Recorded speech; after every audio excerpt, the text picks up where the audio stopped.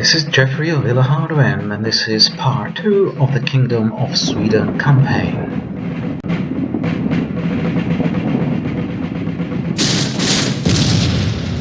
Day of Wrath. There was a feeling at the time that the second coming was upon the world. The Battle of the White Mountain actually happened in November of 1621, so why now? You will find out shortly, and the Turks have decided to invade the Archduchy of Austria. Transylvania appears, the Siebenbürgen, and here they are outside Prague. What happened is that the Austrians have taken Prague ahead of their prescribed time here in March of 1620. The economy looks good.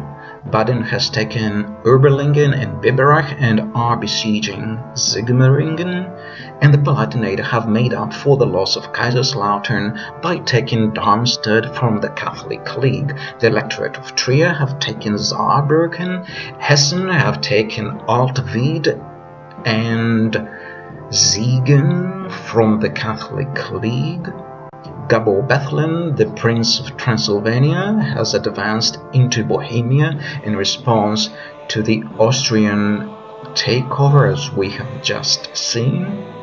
Kalmar is being built up as a naval base. The Electorate of Mainz and the Landgraviate of Hesse are now at war with each other. The Kingdom of Sweden continues to make a healthy income.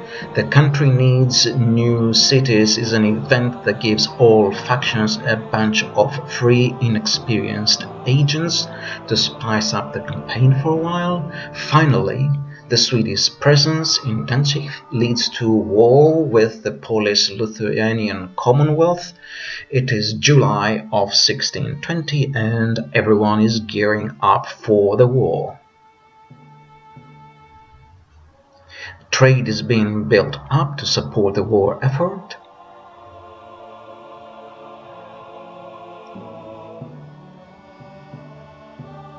The Polish citizens of Kalmar rise up under their captain Bogislav, but their rebellion is easily quelled by Ernst Moritz Arndt.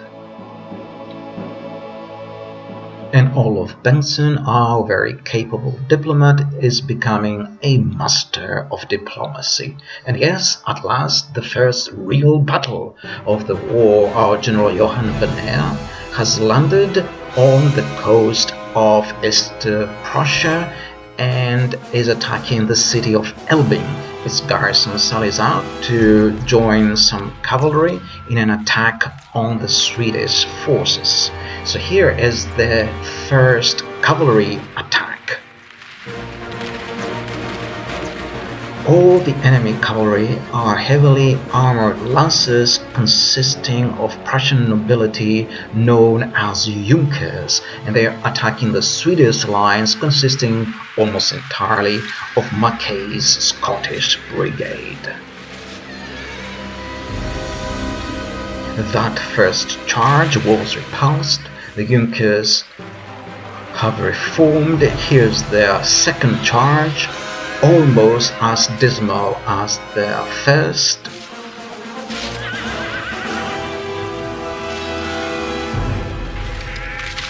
And our great general Johann Bener is overseeing the battlefield. The Swedes have formed into their Swedish formation.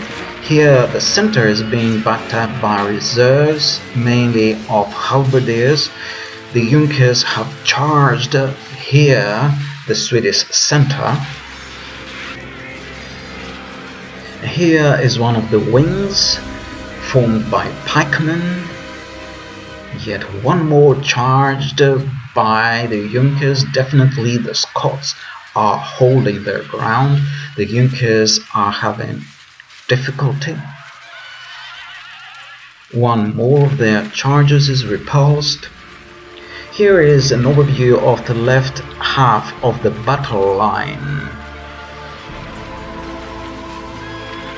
The main part of the pikemen is on the left. In the center, in the central area, is mostly musketeers backed up by reserve halberdiers and a company of pikemen. Together they have nearly destroyed the Junkers on that side, and here is the right half of the battle line. Again, halberdiers have joined the pikemen in defeating the Junkers.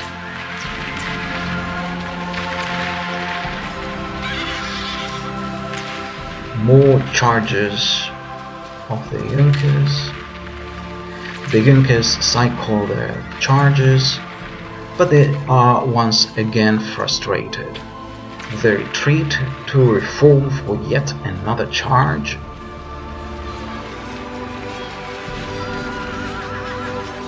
Here the Junkers are at the end of their tether. They have sustained very heavy casualties.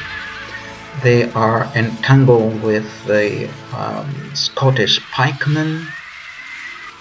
There is no hope for them. The Scottish musketeers draw out their swords and join their pikemen in the fight against the Junkers. One Junker goes down.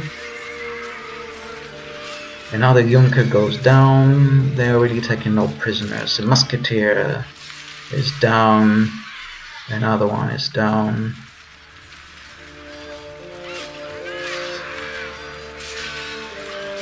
Another Junker is slain. Another musketeer, two are down. We've captured the enemy's general. That'll teach the cowardly dog to turn tail and run. We can rest at our leisure. The commander of the Junkers has been taken prisoner, and the Junkers had it, and they are retreating. The garrison of Albin turns up, but only once the Junkers have fled the battlefield, a little too late to support them. They are engaged in melee with the Scots. At this point, unfortunately, the battle crashed. It was the first and I think the last time this happened, believe me. So this is a replay, a continuation of the fight. The Scots have anchored the line on the left on that slight hill. The central and right part of their army is on the plain. The Elbing garrison is attacking uphill against the Swedish left.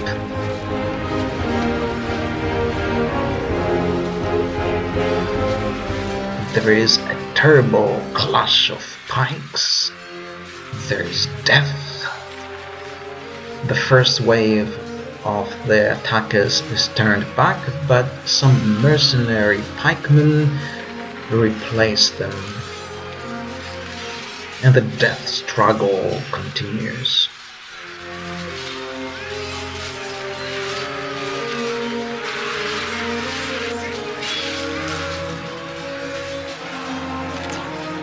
Finally, the battle is won. Victory of the human brain against artificial intelligence.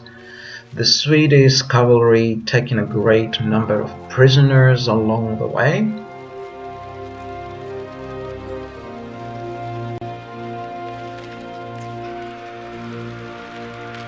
The enemy are utterly vanquished. This is a great victory worthy of only the mightiest of generals. That general was Johann Banner, and these are the results. About 1,000 lost, 1,300 killed, about 1,400 taken prisoner.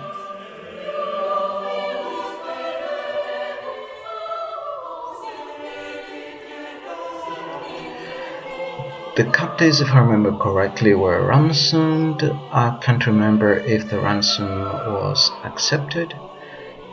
While Johann Banner, having gained valuable experience, has his command rating increased by 2. And the Lion of the Midnight Rose, there was a name given to the Swedish king Gustav Adolf by many at that time, and he roars as finally he's at war with Poland-Lithuania. He was regarded as the savior of Protestantism. If you remember, I already said this war was seen by many in the context of the Second Coming, and Johann Banner finally attacks the city of Elbing and takes it. Gabriel Bettelin's Transylvanians are coming to the aid of the remaining Bohemian army defending Iglau, and for some unknown reason, the Duchy of Brunswick has gone to war with the Protestant Union, upsetting our grand Protestant alliance. So Sweden broke ranks at this point with the Protestant Union. Because of that war, the Duchy of Brunswick also broke ranks with the Landgraviate of Hesse and with Prussia Brandenburg. Johann Banner becomes temporarily the governor of Elbing, the city he conquered, while Gustav Adolf, on his way to take Dachau, is ambushed by some rebels. A battle ensues, which Gustav Adolf wins decisively. A civil uprising takes place in Prague. The citizens of Prague rise up and throw out the Austrians. The Transylvanians seem successful in blocking the way of Austrians towards Iglau. Baden has failed to take Sigmaringen. Another Battle of the White Mountain event happens, again unrelated to the historical event here, probably triggered by the Prague uprising and probably a recapture of Prague by the Austrians. For some reason, Mainz and the Protestant Union have ceased hostilities. Another inconvenient event, the Duchy of Prussia has for some reason gone to war with the Protestant Union, having broken their alliances after the Protestant Union and Brunswick have gone to war with each other. And our King Gustav Adolf besieges Dachau. Dachau falls to the Swedes, and a very capable general is offered to the Kingdom of Sweden, thanks probably to the high authority of the Swedish king. Sweden is now making nearly 20,000 gulden per month. Gustav Adolf has obtained a ton of stars. He defeats another rebel army outside Dachau. He also chases off some Polish units that were passing by Dachau, and war is declared between the Palatinate and the Electorate of Mainz. Austria, the Catholic League, and the Protestant Union are topping the rankings. Several stacks of unhappy Catholic rebels are roaming the lands around Elbing, hoping to take their city back, but they are failing. More rebels also in Sweden, perhaps some disaffected Scottish mercenaries that haven't received their salaries. They are also defeated. The Transylvanians continue to resist the Austrians. The Bavarians, on the other hand, have gone on the offensive. They've taken Ansbach, Nuremberg, Bamberg, and the Upper Palatinate. The Austrians are trying to control most of Bohemia, marching northwards. Ernst Moritz Arndt is happily married. Marauding scum is cleared off the area around Stralsund.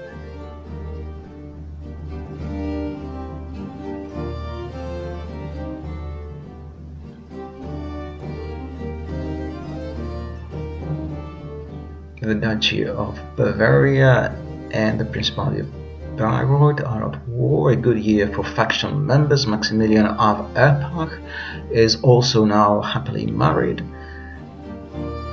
No effort is spared at improving public order in the conquered cities. Monthly income for Sweden is still at around 20,000 gulden.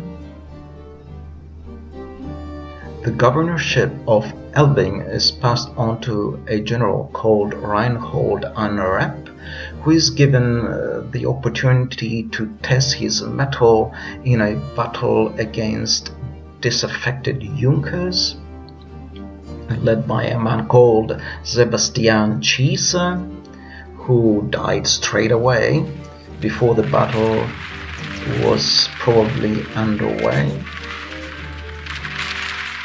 The small corps of Junkers is strengthened by mercenary reiters.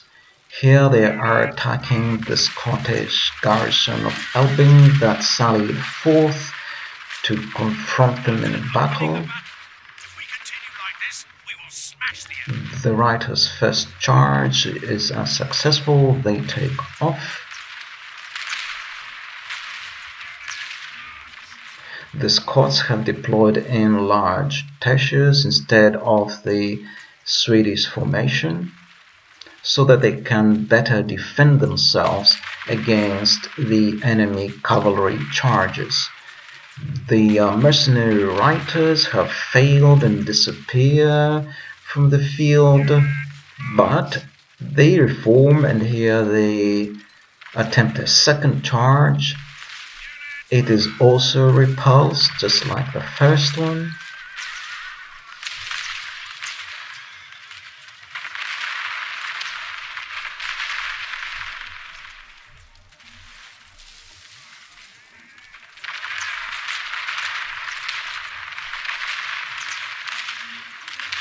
A few writers attempt to make comebacks, but they are turned away by the fire of the Scottish musketeers.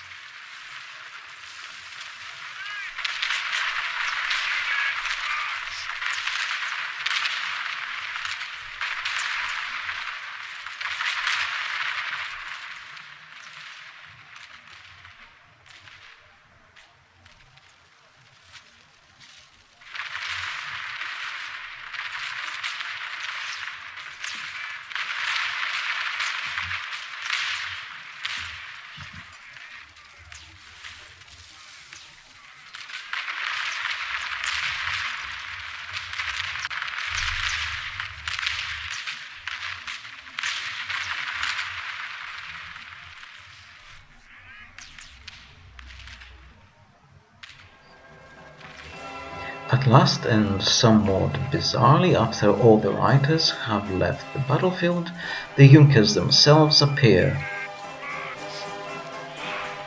accompanied by a group of sailors of all kinds of people.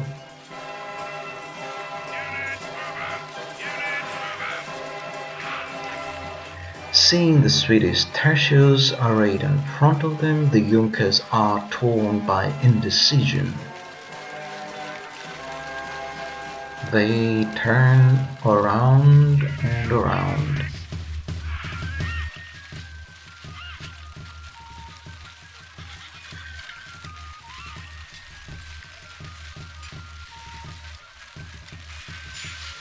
Finally, they find the courage to march forward, with the unhappy sailors at the front being used as a meat shield to soak up the shot from the Scottish musketeers.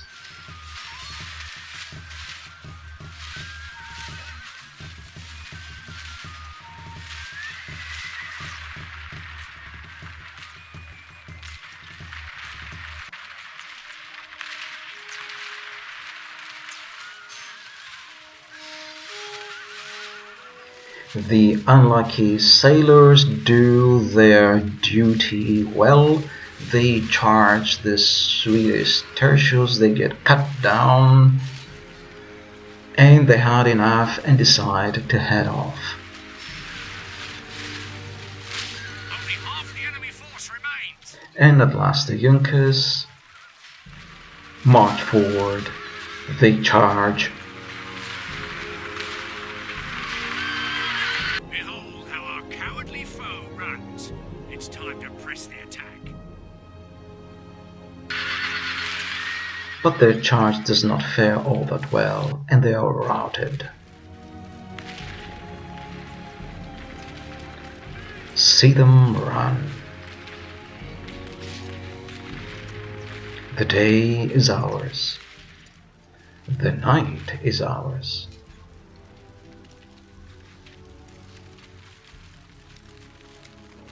Victory, yes.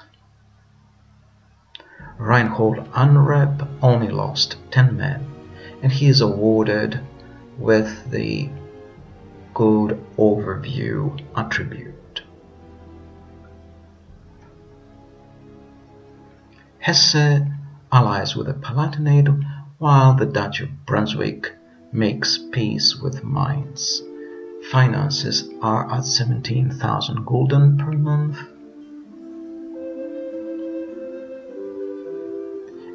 Ensignsvan, our second most able diplomat, is awarded with the title of Master of Diplomacy for his efforts in obtaining financial support from the Duchy of Prussia-Brandenburg. Stralsund is being turned into a formidable military base. France takes over Kaiserslautern from the Catholic League. A Polish army besieges Stargard by Derschau.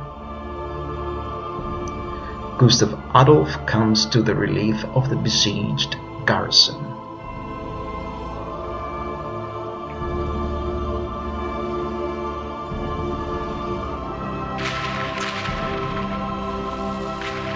The Poles send at first their cavalry to counter the reinforcements of Gustav Adolf. The Polish cavalry is eventually turned away.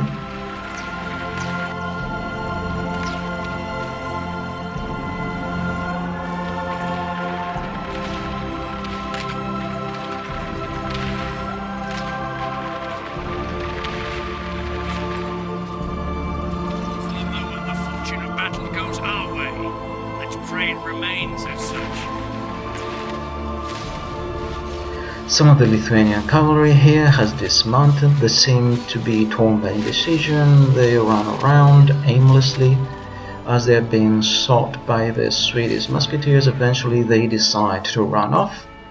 One last cavalry attack from the Poles. The attack is held up. It was by some Cossack archers who are now being seen off. And the Polish-Lithuanian army call it a day. They retreat, abandoning the siege. The battle has been won with a loss of only 4 men. What a brilliant general Gustav Adolf is!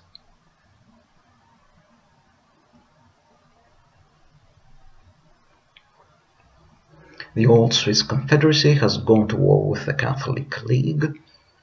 Development projects continue. And the Kingdom of Sweden is now 8th strongest militarily, 9th in production, 11th overall, way below the Imperial Archduchy of Austria. And the year of 1621 comes to a reasonably good conclusion, with Sweden 12th overall. Gustav Adolf is besieged at Stargard by Derschau by the Poles, by a Polish force. A force from Derschau comes to his relief. The Poles attack with some mercenaries and a bunch of generals. They are unsuccessful. The army is utterly destroyed with a loss of only 20 men. Sad as it is, this game wants to give the faction leader of the human faction a bad reputation. There isn't much of a point fighting that, so Gustav Adolf kills the prisoners. Consequently, he becomes cruel and cunning, and Sweden is now 7th overall, 6th in production. And here is a summary charge. At game turn 50, Austria is leading. The Catholic League comes 2nd, the Protestant Union comes 3rd, losing ground, Bavaria 4th, Swedish follows. Austria attacks Bayreuth. Militarily, Austria is the strongest faction.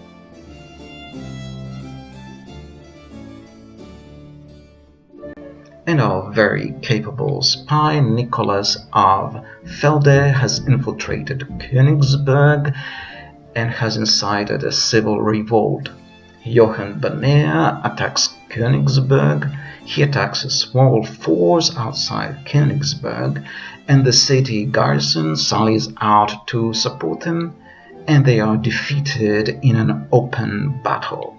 Johann Banner himself gets involved in the fighting. He loses part of his bodyguard, but in return he gains an ancillary. One of his very capable bodyguards becomes known as a notorious berserker, while Johann Banner himself is now acknowledged as a proven commander. After all those victories, and of course he's cruel and cunning for winning all those battles. The Electorate of Trier has gone to war with the Kingdom of France.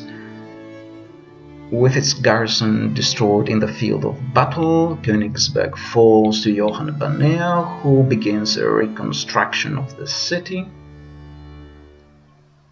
Following his latest conquest, the income of the Swedish king jumps up to 32,000 gulden per month. It is the summer of 1622. Iglar continues to resist the Austrian onslaught. The Turks are now besieging Graz. Bohemia has succeeded in taking Oitin back from the Danish.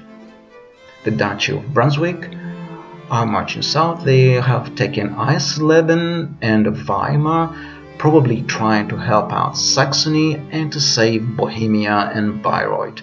The Battle of Mingolsheim can be described as a strategic victory for the Catholic armies. Religious unrest was usually resolved by throwing in money to keep people happy rather than resorting to violence to crush the rebellions, as that tends to decrease public order throughout the kingdom. Prussia is acting up, making a truce with Bohemia and the Catholic League. The world's first ever leather cannon is made in Danzig. Austria and the Catholic League continue to dominate the campaign as designed by the campaign script. An army of the Polish-Lithuanian Commonwealth besieges Dessau. Dessau is defended by Gustav Adolf, here aided by a force under Adam of Pfalz-Zimmern. The Poles attack with two armies, one of them a very experienced army under Hermann Lohns. The battle doesn't go the way of the Poles. Alexander Corwin the Harsh, one of the Polish generals, is slain. Their leader, Captain Dagobert, is killed. Another general, French Albert Schultz, is killed. So is finally Hermann Lohns, the commander of the Second Army. And the Battle of Eupen takes place. Historically, it was an extremely important victory for the combined armies of the Catholic League and Spain over the Protestant Union, Baden and Brunswick. And the war prospects of the Protestant factions were now extremely bleak, of course only historically. Our campaign goes well. It is a midsummer of 1622. Adam of Pfalz-Zimmern won a minor battle against the Poles. Thank you for watching this part 2 of the campaign. See you in part 3.